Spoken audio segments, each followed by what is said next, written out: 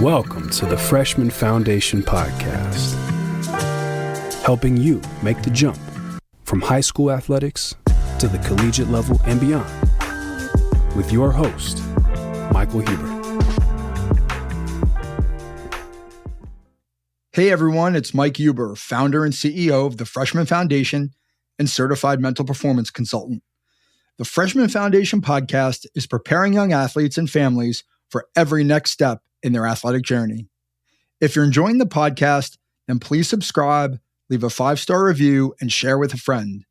You can find the podcast on Apple Podcasts, Spotify, Amazon Music, or wherever you get your podcasts. Thank you for listening to the Freshman Foundation.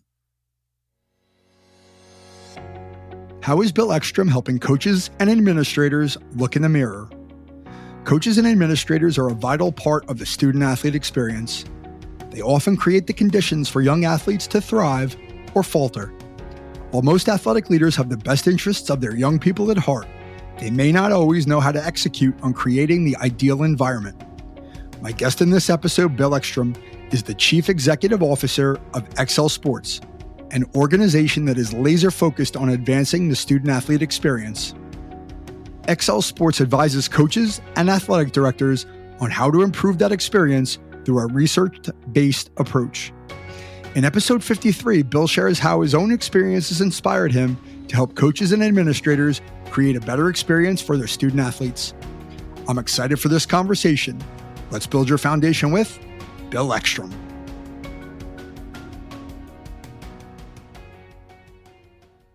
Hey, Bill, how are you doing? Mike, I'm great. Thanks for having me. Thanks for joining me. It's great to have you. It's great to see you. And I'm looking forward to having this conversation. So, before we hit record, I was saying that, I watched a little bit of your most recent TEDx talk in Reno, and I couldn't, help but be impressed by the way you opened the talk, which was talking about a personal experience you had as an athlete and your relationship or the experience you had with coaches at the time. Could you maybe just start out by sort of, recounting that story? Because I think it's a good framework for this conversation. Oh boy. Gonna bring up, I might get shivers here thinking about it. It's funny, Mike, nobody's ever asked me about this. And to start that TEDx talk with this story, it's the first time I've ever really opened up about this. But my dream as a kid was to be Bart Starr, Green Bay Packers quarterback. It kind of tells you how old I am, if anybody knows that name. But I had a lot of amazing experiences as starting quarterback. That was just what I did. I just expected. And anyway, if I got to a program a year, which back then would have, I suppose, been able to select football. It was, tryout teams. And I had a shoulder injury that summer. And I was afraid to tell anybody about that injury. Number one, I didn't want it to prevent me from playing quarterback. A, B, if I was raised in an environment where if you're hurt, you just sucked it up and played. Long and short of it was, it prevented me from throwing the ball like more than 10 yards. Looking back, I'm sure I had a rotator cuff tear. But anyway, what happened was the coaches never even asked. They didn't inquire. They didn't care. If all they could see, and I mentioned this in talk, all they could see was a quarterback who could not bring them victories. It's all they wanted was to win, win, win. I understand the desire to win. I love to win too. But in doing so, emotionally, they just tore me apart. If they called me an embarrassment, told me I wasn't going to be, I wasn't even invited to play offense anymore, had me leave practice. And none of this was for lack of effort. It was just for lack of the ability to execute. And it was probably one of the greatest also motivators I had in my life, especially to start the businesses that I now have started and am CEO of. One of the most recent being the sports division of what we do. Yeah. It's I certainly can relate to the story that you told and that you just sort of recounted on a number of levels. Because if I think back to my own playing days as a football player, I had a number of injuries that I never reported to coaches because I was afraid that I would either not play or I would be considered, letting the team down. So I just did it. Right. So that's the one thing. But on a professional level, right, there's this just fundamental concept of the coach athlete relationship that I consider myself a student of, right? I'm curious about that relationship specifically, and maybe not dissimilar from any other relationships, right? In our lives, relationships are based on trust, but coach athlete is certainly one that's unique in a lot of ways. So like, can you talk about like what you do to study that at the Ecsell Institute? Sure. And thank you for asking that question, Mike. We are really, all we're about on the sports division is understanding that student athlete coach dynamic. We refer to it as the student athlete experience, which everybody who's probably going to be listening to this has heard that term before. And what was really interesting to us is when we were kind of drawn into the world of athletics with our work, and our work forever on the business side, we have quantified a leader's impact on the growth and performance of their teams in the business world.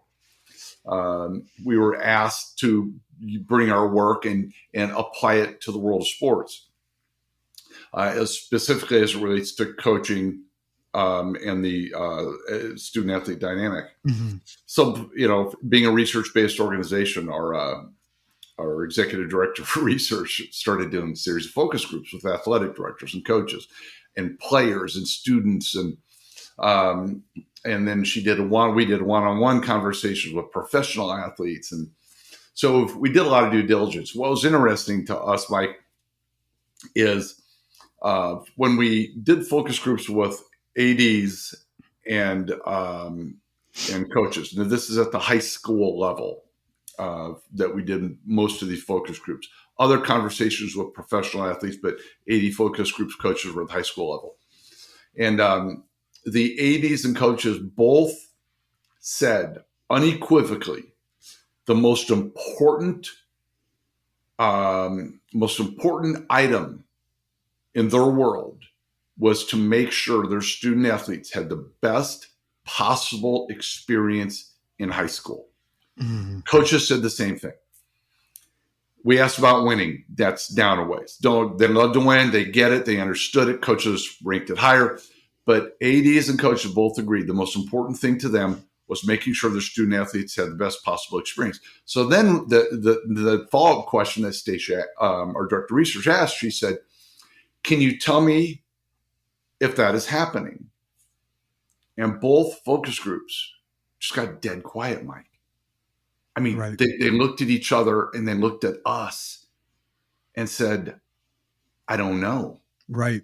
We hope they are, but we don't know." And so basically, that she paraphrased. She said, "Let me make sure I understand. The most important thing to you as a coach or an athletic director is to make sure your student athletes have a great experience, but nobody can tell me whether or not that is happening." And they all agreed, and none of them knew. Yeah. So that was our segue. And what we do then is we survey student athletes, coaches, administrators to get a science-based look and to be able to actually quantify the experience student athletes have. And then we report that back to coaches, ADs, and whoever, right. Yeah. I mean, when you were saying that, sort of the light bulb went off for me, which is to say, right, one, you can have an agreement or an understanding that this is the most important thing, but how you measure and define that can vary greatly across a population, right? Like, it's easy to say like, hey, we want the best experience for the student athlete, but what does that mean? We need to be able to set a very clear understanding across all participants, right? Have a consensus about this is what it looks like. This is what we need to do. And this is how we need to measure it to make sure they're getting that. Otherwise, you could all have an agreement, but it doesn't necessarily mean you're going to get the results you want. Yeah, Mike, that's great. That's a great point. When you think about it, it's somewhat silly. It'd be like asking a basketball coach, hey, what's the most important role for your point guard? And they may say assists. Right. Oh, great. How many assists do they average? Well, I don't know. No one. They would never say that, right? Because they study and analyze and know and are able to track what's most important to success in the position. But when it comes to coaching, the most important thing they said, top down, was the experience. But yet none of them quantified it. Yeah. So that was our, okay, that's what we're going to do. If that is that important to you, we will learn to quantify that. And so you go through steps like, you have to define what the student athlete experience means. Mm-hmm. And so you got to put definitions to things, and then you go about measuring. So, right. So as I understand it, your audience, constituency, client base is schools, right? Administrators, coaches, et cetera, right? Who are making those decisions and sort of, executing that experience for the student athlete. So how would you characterize the receptivity of that audience, excuse me, when you go to sort of speak to them and explain what you do? Like, what do you hear? I mean, I'm sure it varies, but like, what's the sort of general sentiment from those people that you're talking to? Another great question, Mike. It's well received. And the reason why, and this is what I love about working in the world of athletics versus business. Don't get me wrong. Love the business side. Right. Been doing it for over a decade. But what's amazing about the athletic world is several items. Number one, especially at the high school level, coaches and athletic directors, I'll just be blunt, they're not in it for the money. Right. They're in it for the love and the purity in this of sports, of athletics. And more importantly, by and large, again, I'm going to put 90-some percentile, they care most about the kids. Mm-hmm. They really do. Yeah. And so when we have conversations around the student athlete experience, never do I hear an athletic director or a coach say, nah, no interest. I don't care about that. Yeah. They always want to know more about it. Now, whether they do things or not, because here's the rub. To report back to an athletic director, and this, we could open a big can of worms here, how well their coaches are impacting the experience of the student athletes. There's some onus then, Mike, on the AD to do something about it. Right. Exactly. Especially if the impact isn't what it should be, or it's a negative impact. Right. So it's easier to not know than it is to know, because now. Right. You've nailed it. Sometimes I would just do not know because I know I have problems. Now, rarely do we get when an AD get a report back on a coach where they're like stunned. Maybe through parents, through student athletes, through observation, they pretty much know. But now, when you got a piece of paper that says your coach, let's just say your volleyball coach, has only 4 out of 10 of their 40% of their student athletes believe they have a trust connection with their coach. Now, as an AD, I should do something with that. Sure. As a coach, I would want to do something with that. Yeah. So it sometimes what we like to use the term, Mike. There's a gap between intellectual understanding and emotional readiness to act. Yep.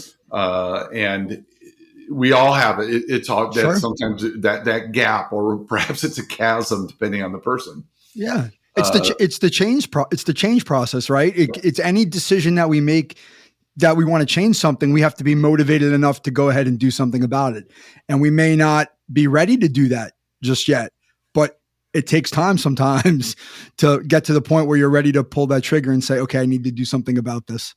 Well, yeah. I mean, you're a psychologist. My goodness. Mm-hmm. You understand how we go through, right? We have a stimulus and then we have an emotional response to it. And the response creates a behavior, and the behavior creates something, right? Yep. An action, and it is. So every AD says it's important and agrees. Now there are a few out there, and I don't know if you ran into them, where they're perhaps more old school and they don't want the student athlete to have a voice. Okay. So but that's where I was going to go next, because I don't know if I have any specific examples, but that concept, right? Like, I'm thinking about what you do first, which is to say, I would imagine at some level, if you start to work with a school, there's going to be a survey process with the student athlete. Is that correct? Correct.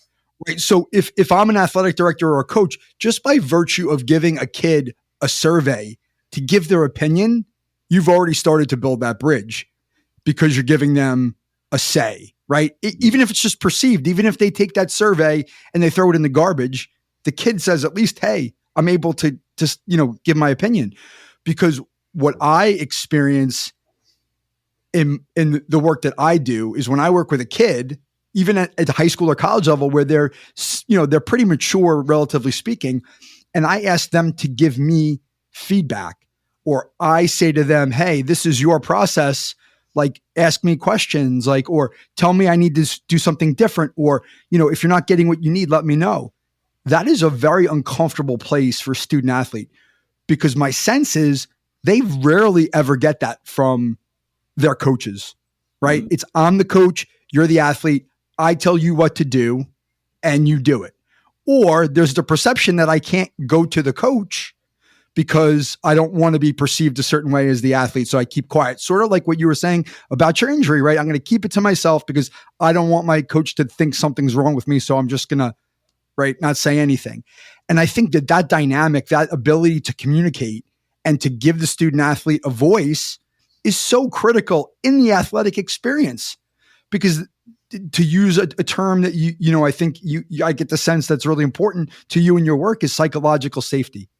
Right? To have that psychological safety to go to that person who's supposed to be caring for you and be able to tell them what you need and not feel like you're going to be punished for it. Mm-hmm. Yes, it is. And there's so many examples, so many places we could go with this, but to give someone a voice in their own development, to give someone a voice in how they want to be treated, to give someone a voice to let them know that perhaps I don't like the way I'm being treated. Mm-hmm. Now, let me preface this all by saying, while we measure psychological safety, we measure trust connections, mm-hmm. we also measure challenge, because we're big believers in coaches' ability to create healthy discomfort as well. Sure. Because growth only occurs in those environments. But you'll notice how I put the term with the word healthy in front of discomfort. Right. Because you can, as my coach, Mike, you can create discomfort for me through fear. Now, take you back to my previous coaches, right? Fear-based coaching. I can be uncomfortable and I can grow as a result, but it doesn't mean I'm going to have a great experience as well. So we don't We're not believers in this big group hug, kumbaya, love fest that doesn't create tension. Mm-hmm. We're believers in trust. We're believers in psych safety. We're believers in connections as the foundation from which then you will have earned the right as a coach to push, to challenge, to make me uncomfortable, to help me grow. Yep. And it's quite frankly, it's got to go in that order as well, too. So by giving me a voice, I'm telling you, I'm helping you as a coach. I'm helping an athletic director as an administrator understand where I'm at in that journey and where the coach is at in that journey.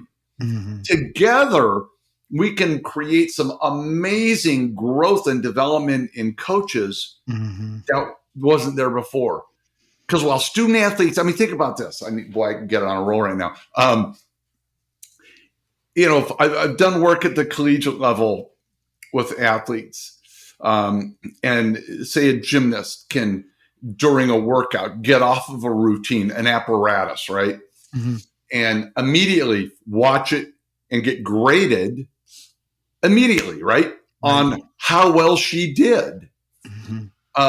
And can then turn around and go back and with coach feedback as well as just video feedback, I know what I can do to improve. How does a coach do that? How does a coach know? What are those things we're giving to coaches that allow them the same opportunity to grow that they expect from their student athletes every single day? Mm-hmm. That's really what we need. That's really interesting. Because, not at the level you're doing at it, but I have, again, I'm just generally a curious person, but in my professional world, I'm very curious about coach education, right? Because in the United States, just take as an example, right? We don't have any really national centralized bodies for coaching or federations, right? Maybe soccer, but that's about it, or USA Hockey, but there's very few, right? It's very decentralized. And what ends up happening is that the standards are different all over the place, right? And so like coaches don't have to get education. They just show up and go to their job. They don't have to do professional development if they don't want to in a lot of cases, or maybe they're getting the wrong kind of coaching. Maybe they need a psychological and emotional coaching versus tactical and technical, right? There's a deficiency there, right? Like they need to get better too, so they can be better for the people that they're serving. I think that that's really important. So I guess now I'm really curious about the work that you do. I mean, in terms of that, is it just giving those organizations, the schools, the administrators, the information, or do you do some sort of programming on the back end of that? We do my programming on the back end. If it wouldn't be, I wouldn't feel good about, hey, here's what you do well. You're a great communicator. You're great at challenging. You're good at developing their skills. But you're creating poor psychological safety, and your connection with your student athletes is average at best. Have fun. Go at it. Go get them, Tiger. Right. Right.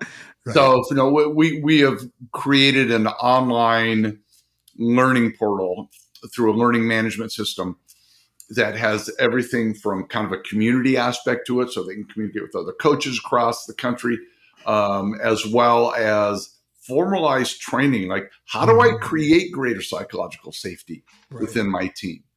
What is it that I can do as a coach to improve my connection with my athletes? And in psych safety, so when we look at relationship, for example, the relationship between coach and student athlete, we break that down into two pieces: psych safety and trust-based connections. Those not typically, I would say across the board, and we've measured now probably over 500,000 interactions between coaches and student athletes. Those two, Mike, psych safety and trust connections, are the lowest scores that coaches get. Yeah. One's in the 60-some percentile, the other's in the 71st percentile. And that's always, those two are always the one where catches a coach off guard. They think, oh yeah, I love my athletes, and they do. They care about them deeply, but they just don't. The athletes don't know it. Right. So what I find fascinating about that, or is really interesting to me because of the work that I do. See, I coach it from the other side, which is to say, hey, young person, yes, your coach is the grown up. Yes, you trust them. Yes, you expect them to serve and take care of you as a coach. But, right, you have to understand that there's one coach or three coaches and there's 50 of you. And that coach has another job, potentially, has other responsibilities, has a family, blah, blah, blah. There's only so much bandwidth to go around, right? So even if your coach loves you, he may not have the time, the energy, or the information that he needs to serve you. So, athlete, you need to learn empathy for your coach, and you need to take at some level responsibility for yourself, meaning if you're not getting what you need, now you need to go ask for it, which is, I can tell you, is highly uncomfortable for the athlete because it's so unusual. But what I usually hear from my athletes is when I get to a place where I have a student athlete who comes to me, and I've had a couple at the Division I college level, like come to me and I'm like, listen, your coach has got a lot going on. I said, what would it be like to go talk to your coach about your issue? I don't know. We talk through it. They go to have the conversation and then they come back and I say, how did it go? And they say, well, I didn't hear exactly what I wanted to hear, but they universally feel the same thing. What do you think that is? Mm-hmm. What do you think they feel? Yeah. What do you think they feel? I apologize. So how does the coach feel about? How does the student athlete goes to the coach and says, I'm having this issue, or I'm trying to understand why, coach, you're doing what you're doing. Why aren't I playing or whatever? Mm-hmm. And the student athlete comes back to me and says, I didn't hear exactly what I wanted to, but now I know. Like, what's that? What do you think the feeling is that they all say they feel? Well, it's probably relief, probably exactly. hurt. Relief. They're all relieved. Right now, I didn't love what the coach said to me, but at least I know exactly where I stand. Right. And that sort of goes back to what you're talking about, right? If the coaches are letting those athletes know where they stand, whether good, bad, or otherwise, it creates that healthy discomfort of like, hey, I love you, but these are the things that you need to do to get better. And I'll help you do that. Now, all of a sudden, you've created this dialogue with the athlete, like, hey, like, I see you and I'm not going to sugarcoat it, but like, this is what you need to do. And this is how we're going to help you. Right. To me, that's the essence of good coaching. And I think that the communication piece is really the thing that gets missed, right? Communication is typically not very good for whatever reason. So I'll let you pick up there. No, I loved your story because for a lot of reasons, everybody has ownership in development. I ask coaches all the time, who owns their development? Just generally, and they'll always say, well, we own our own development. Right. But you also have to walk away and say, well, that's true, but yeah, I still own the development of my kids too, right? Sure. Even though my job in their development is to help them understand they own their development, right? But right, similarly, I was working with a D1 female athlete who had mentioned something about, gee, Bill, you've told me how big relationships are. I've heard you talk about how I have to have a connection with my coach and get to know them. They have to get to know me, right? Mm-hmm. And the coach had admonished her for something, a series of things, and she was so angry. He doesn't know me. He's not gotten to know me. How dare he come down on me like this, knowing that he should be connecting with me first before he does that. And my response was like yours. I just said, so you understand how important connections are. You darn right, Bill, I do. So you're going to blame him. Now you're a victim. What can you do? Right. To make this? How much of this do you own? And that was, I don't think it was the answer she thought she was going to get, right. at the time in the moment, but it made her stop in her tracks and say, okay. So I can go, I have onus in this as well. And so we need, Mike, through your work and through our work, we need to continue to attack the growth of both sides Yes. in a healthy way. We can't be just student athletes. We can't be just coaches. We can't be just administration. Everybody has a responsibility to get involved and to develop.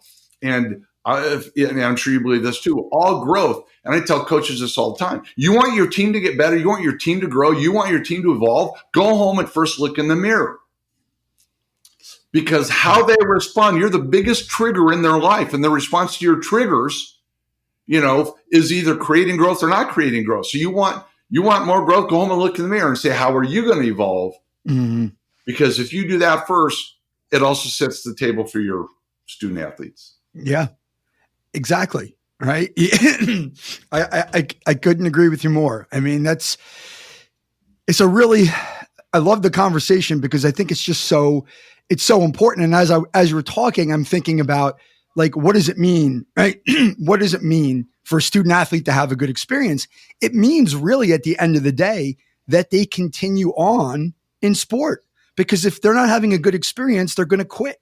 Right. And so it's up to not only the coaches, right? And we're not going to really get into the side of it, but it's also the parents are a function of that, right? They create the motivational climate, or they help to create it like the coaches do, so that the kid wants to continue to grow. They want to get better, right? Like in the TED Talk, you were talking about like winning is important because it's important to kids. Kids want to win. They want to get the results back and the feeling of winning back from all the effort that they put in, right? So winning is important to them, right? But growing, getting better is important, right? Having a good time is important. All those things factor into the experience and the motivation to continue on. And we all have a responsibility in that, to your point, right? We're all coaches, parents, administrators, the athlete, everyone's got a stake in it. And I think if those things are communicated clearly and properly upfront, that maximizes the chances of success on the back end, right? It doesn't guarantee it necessarily because life is life, but it maximizes the chances of success. And if we can get to a place where everybody's on the same page in agreement, which I'm imagining your work does, right? If somebody brings you in, if some school brings you in and says, hey, come do this, now all of a sudden, like you said, you kind of open up this dialogue for how do we get better? And now what do we need to do? You're almost sort of like starting from scratch again. Like, let's really like get this to a place where we want it to be, right? Like tell me about a success story that you've had. Like, you don't have to name names, but like, can you give me an example? There have been, we've had so many wonderful, I'm trying to think. I've seen coaches make significant changes and really positively impact the student athletes. And I've seen same coaches tank it. I've seen coaches that just are at a high level all the time, that they just are so in tune with the kids that they're coaching, and the things that are written about them, the way the kids respond to them. They're life changing when the kids are writing on this. We give them the opportunity to just, hey, anything else you'd like to share? And when the kids write on there, when I get older, I want to be just like her. If I ever become a coach, I would coach exactly the way he coaches me. This guy has changed my life.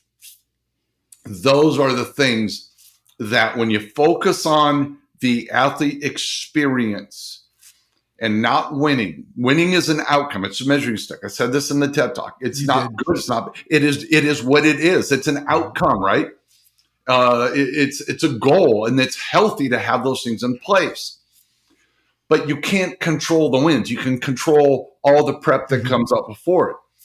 And so if coaches, they tell athletes all the time, I know they do, which is, hey, all we can control is how hard we practice. All we control is our effort, right? All those controllable things, right? Well, what about you, coach? What are you controlling? And if coaches focused on providing the best possible experience, what we see in the business world is that the team that reports to that leader the people that report to that leader, give the most amount of discretionary effort. We're seeing the same things. We're continuing to do research on this. Same thing in the world of sport. If you provide me, Mike, you're my coach. You know me as a person. You ask about my life outside of the sport. I know you care about me beyond the sport. You challenge me. You love me, but man, you push me, right? Mm-hmm. I'm going to give you more effort than I would most coaches. I'm going to give you that, what we refer to as discretionary effort. Yep.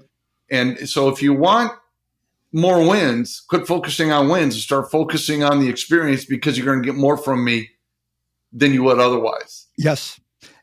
And I think you said it in the TED Talk, and this is something, and I'm paraphrasing, and maybe if I get this wrong, you could correct me, but you talk sort of about that idea of discretionary effort. And I think the irony of it is that if you create the environment for the athlete to choose and you put the focus on that, the wins will come. That's my personal opinion. That's not science. That's what I believe, right? If you create the environment for the athlete to thrive and to be happy and to play hard and to love the experience, that's when you get the wins. When you put the focus on the wins, now all of a sudden it becomes this spotlight on the athlete to be perfect, because the only thing that's going to be acceptable is a win. Now I can't screw up, because if I do, I'm a failure, right? And so it's almost like this sort of, paradox. It's like, it's so interesting. And I think coaches do focus on the wins and losses because it's tangible. It's tangible. It's accepted, yada, yada, yada. But when you do that, like you said in the talk, which I loved, and it's common sense, but it makes it, people don't think about it this way, is 99% of coaches end the season with a loss, right? So does that make your season a failure? In my book, it doesn't, right? Did you get better? Did you, maybe you lost the last game, or maybe you did the best you could with what you had. Maybe you outperformed your talent, whatever it is. A good coaching job is not solely based on wins and losses. It can't be, because then we'd only have one good coach and hundreds of crappy ones. Right. Because 98% of their teams lose their last game of the season. Exactly. So it's ridiculous to base success. Yes, it is. Solely on that. And you're right. That was part of my talk. Yeah. To convince a coach, which I did, I had the ability to do, to convince a coach to spend less time in the gym working on skills and drills and spend more time away from the gym, creating stronger relationships, working on a healthy mindset, improved team dynamics, resulted in no parent issues, more wins, school record for wins, right? All those things are in place. When we quit focusing on them, wow, look what can happen. Well, I think you've put your finger on something that I see quite a bit of, which is like in my work, right? Like either when it's been with a team or when it's with an individual, either doesn't matter. But there's this really, what's the right word? There's this reluctance to put aside physical training, skill development, practice, court time, field time, aside for, hey, I'm going to work on the mental stuff. And the way I try to frame it is like, listen, if you're a college athlete, you're spending 20, 30, 40 hours a week on your sport. All I'm asking for you to do is spend 45 minutes with me in a session and spend another 15 to 30 minutes outside of it working on some other stuff. So 1 hour versus 30. Most kids, when I ask them, how much mental work do you do? And you could probably get the same answer from a coach is, how much mental work do you do? Is zero, right? How much time do you spend on your sport, like physically? Gazillion hours. Does that make sense? Right? Like at this point, you've put in so many hours, and there's automaticity built in. And I think you sort of alluded to that, right? This is automaticity. You've played so much basketball, soccer, football, hockey, you name it. You know how to do it, right? What's the marginal return of another hour, practicing your dribbling? But what if you put an hour practicing on, working on the team dynamics or your mindset or, your breathing or whatever it is that's not specifically related to being on the court? The marginal return on that is through the roof. But like there's so much, I think we live in such a fear-based, like risk-averse world, right? We want to do what we know is tangible and has proven success. When you do something that's maybe a little bit more abstract or different, everybody's like, well, why am I wasting my time? And nobody has the patience or the curiosity a lot of times to try this stuff because they feel like it's not giving me an immediate return, which is a shame. You're right, Mike. And it's it gets back to the intellectual understanding and emotional readiness. Yes. Even when you walk through the psychology of sport, right? The psychology of performance, the mental game. There are very few coaches, I think, that would say it's not important. As a matter of fact, I think many would say the closer you get to the actual performance itself, the game, the match, whatever it may be, if I'm a figure skater, whatever, the amount, the shift from technical work, skill work to mindset work should begin to shift. And if Sports Psych does work Canadian Olympic team up in Canada. His name's Dr. Peter Jensen. I'm paraphrasing this, but it was in his book, and he shared this with me. He's a wonderful man. But as they get, like a week out, coaches are thinking this probably, how was it? 3 hours, 3 days, 30 days. 3 hours out from the competition, they believe it's probably 90-10. Coaches say 90% at that point mental, 10% physical. But yet, when asked to analyze the conversations with their athletes as a coach, it's 90% technical and physical and only 10% mental. They have a hard time making the shift. So intellectually, they get it. Yep. But it's what they know. It's what they grew up with. You and I didn't grow up with sports psych. Nope. And I think, to some of it, and I'm not going to go down this road, but I think the word that comes to mind when you describe that is control, right? It's a lot easier to control the physical, right? If I'm in a stressful situation where I'm about to go out and compete in the competition of my life, I want a sense of control because my emotions are probably all over the place. My thoughts are all over the place. But if I can control what's going on around me by doing exactly what I know how to do automatically, it's going to make me feel more comfortable rather than sort of leaning into the emotion or leaning into the thinking of, wow, this is really hard. Like, how am I going to deal with it? Like, people want to run away from that. And I think that's just, unfortunately, that's just normal. I think it's human nature. Our brains are wired that way. And to go back to the conversation for coaches it's the same for them, right? It's the same for them. They want to feel comfortable. They want to be in control, coaches, and they want to be able to do what makes, what they feel is comfortable for them. They don't want to try new things. But I think what I would hypothesize, and you probably have a better sense of this than I do, the ones who are curious about what it takes to get better are typically the best coaches. Meaning, I want to know what I could be doing better. I want to know what I'm not doing well. I want to understand what you're, Bill, doing, what Mike, what you do. I want to understand from all these people who know better than me in these subject matter areas. Tell me what I could be doing better. Those are the coaches, the Nick Sabans of the world and the Belichicks. These guys, they're going out and they're trying to bring the best into their programs because they know they don't know everything. They know football, but they don't know all these other things. And I think the coaches who think they know everything or don't want to know or aren't curious are the ones that are going to flatline eventually. Yeah, I do agree. And if we haven't studied the personality types of those kinds of coaches, but to your point, when I think, close to home, down the road's a guy by the name of John Cook, who's the University of Nebraska women's volleyball coach. He's the winningest coach in the country since I think 2000 or 2005, whenever he came. But anyway, there was a period of time, and he talks about it in his book, 2013, 14-ish, where his teams were not performing to the level he thought they should, meaning that they were getting beat in the Elite Eight instead of making it to the Final Four, right? Right. but they weren't getting there. So he kind of stepped back away from his program and said, hey, I figured out the problem, and the problem's me. The girls have changed. They've evolved. Student athletes have evolved. I haven't. I still coach the exact same way I've always coached, and shame on me.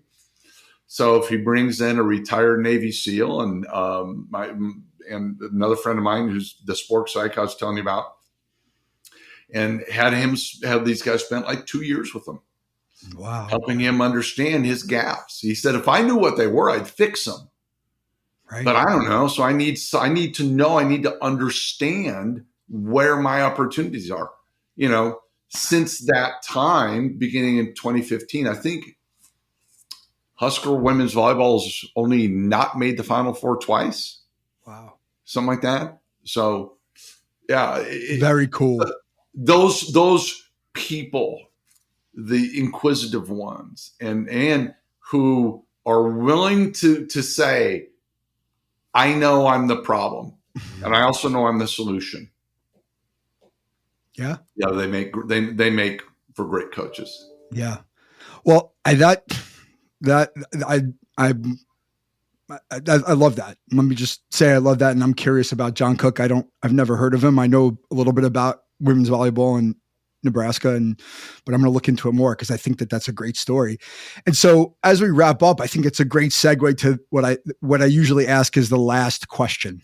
Okay. And it always is basically the same, but it comes in different forms, so everybody gets the same one. So in your case, if you had to give one piece of advice to a coach or an AD who's out there listening about how they could best move their program forward or move their own development forward, what would that piece of advice be?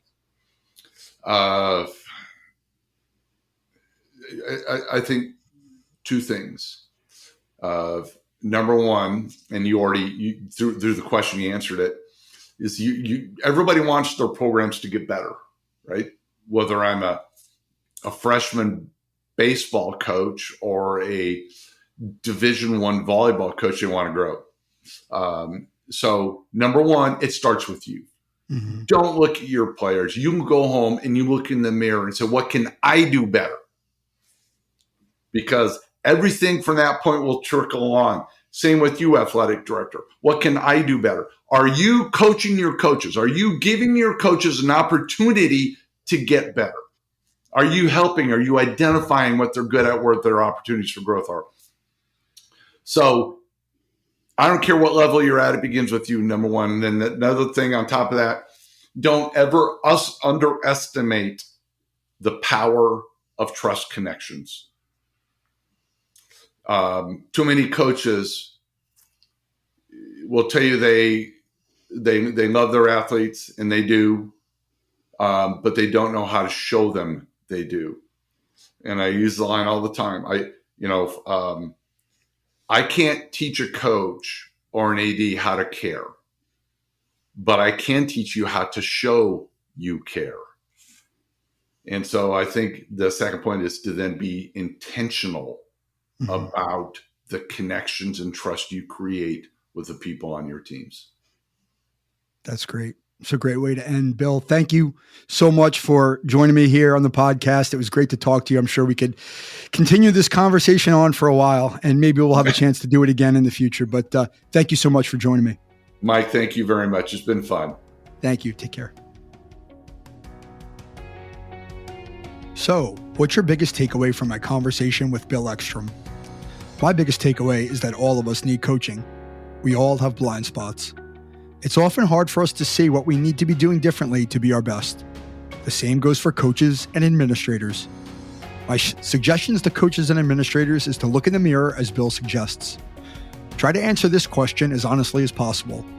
Are you doing everything you can to create the best possible student-athlete experience? If the answer is no, then think about what you can do differently to serve your student-athletes better. I want to thank Bill for his kind generosity and the wisdom he shared with the Freshman Foundation community. You can learn more about Bill by visiting his personal website at BillEckstrom.com. You can learn more about Ecsell Sports by visiting EcsellSports.com.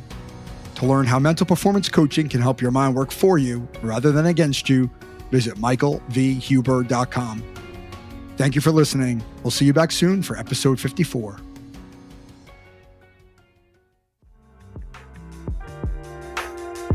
Mike Huber is the founder and owner of Follow the Ball Coaching, located in Fairhaven, New Jersey. He is a mental performance coach and business advisor dedicated to serving athletes just like you reach their full potential on and off the court.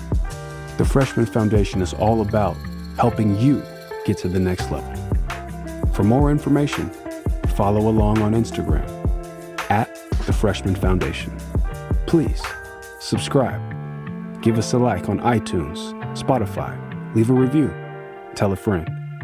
Most importantly, come back in 2 weeks, ready to get better.